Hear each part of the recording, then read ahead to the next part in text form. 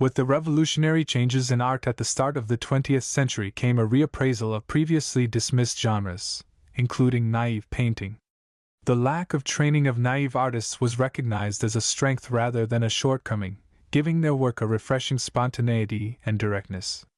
Naive painting, sometimes confusingly known as primitive art, can be loosely defined as the work of artists with little or no formal art training.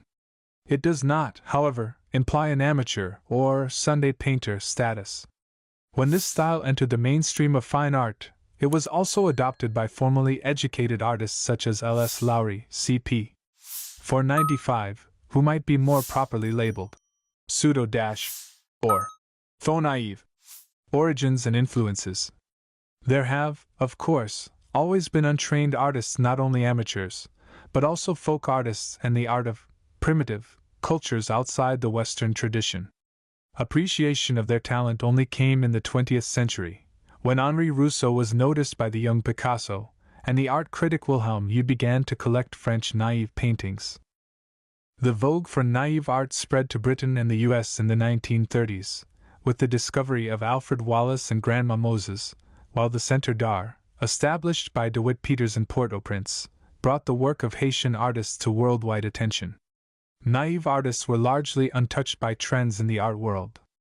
Their influence on mainstream art, however, has been considerable. Subjects and technique. Unlike many 20th century artists, naive painters are often motivated by their interest in a subject. Frequently, there is a nostalgic preoccupation with the past, as with Wallis and his sailing ships, and André Beauchamp and peasant festivals. Although some, such as Henri Rousseau, have aspired to emulate academic painters, the common stylistic elements come from their lack of training in conventional techniques. The composition, for example, is simple and instinctive, sometimes to the point of being wildly unstructured. This unsophisticated quality is intensified by a lack of scientific perspective. Naive paintings are also frequently crowded with detail, especially awkwardly drawn figures contrasting with flat areas of paint. Combined with a tendency to use bright, unnaturalistic colors, this gives naive art vitality and a childlike innocence. So long previously dismissed as unsophisticated, untutored artists such as Grandma Moses, 1860 to 1961, were only properly appreciated in the 20th century. Naive painting. Alfred Wallis. B. Devonport, Devon, 1855, D. Madron, Cornwall, 1942. Although one-time fisherman and marine scrap merchant Alfred Wallis only began painting in his late 60s, he influenced a generation of British painters in the 1930s. Brought up in southwest England, Wallis first went to sea aged just 9 and spent his entire life in and around the fishing boats. Even after his shop, Wallis, Alfred, marine stores dealer, closed in 1912, he remained in St. Ives doing odd jobs in the town, and only took up painting after the death of his wife. His untrained, naive style caught the attention of painters Ben Nicholson and Christopher Wood in 1928. He was introduced to several of the major painters of the time, including Giamede, who championed his work in London. Yet, despite this recognition, Wallis sold only a few paintings and died in poverty in 1942. Lifeline. 1855 born in the port of Devonport, c. 1875 marries Susan Ward, 1890 gives up fishing, moves to St. Ives, and opens marine scrap business, 1922 lakes up painting, 1928 painters Ben Nicholson and Christopher Wood found an artists' colony in St. Ives and discover his work, 1942 dies in Madron Workhouse, Cornwall. The island, St. Ives. Many of Wallis's townscapes seem flat and map-like, with a high viewpoint and a naive perception of perspective. Objects are arranged side by side rather than overlapping, their size determined by relative importance rather than their distance from the viewer. Oil on board, 28 by 24 centimeters, Whitworth Art Gallery, Manchester, UK. Closer look. Limited colors. Wallis's typically restricted range of colors emphasizes the separate areas of land and sea, and enhances the dramatic effect of the very high viewpoint. The viewer's attention is drawn upwards over an expanse of ground to the coast, where houses are perched at the water's edge, and then to the ships floating on a featureless gray sea. Land, fish, and motor vessel lack of money led Wallis to paint with very few colors, often on pieces cut from cardboard boxes. Despite these limited means, and an unorthodox approach to scale and perspective, he effectively captured the essence of his subject.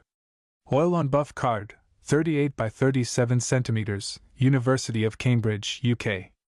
Henri Rousseau. B. Laval, 1844, D. Paris, 1910.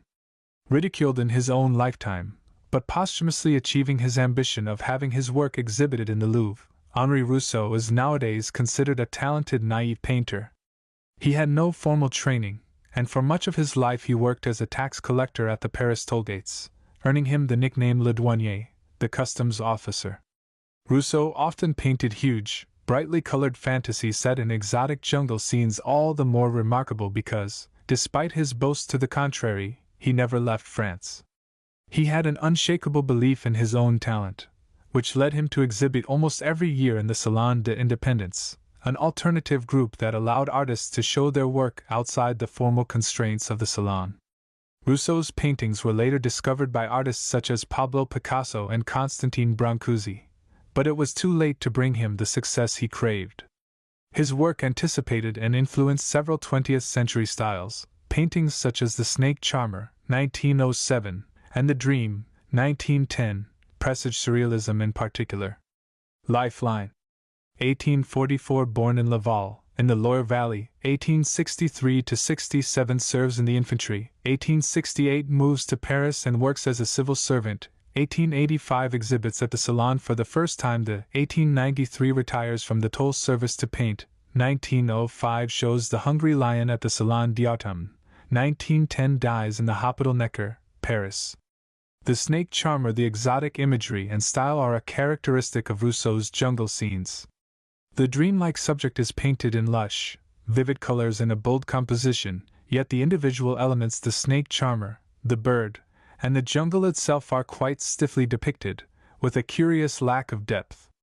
1907, oil on canvas, 169 by 189 centimeters, Musée d'Orsay, Paris, France. Closer look. Jungle leaves, the foliage is painted with an unusual flattened perspective.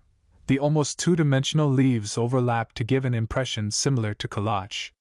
The toll house painted while Rousseau was working as a customs officer. This is a startling view of an unremarkable scene.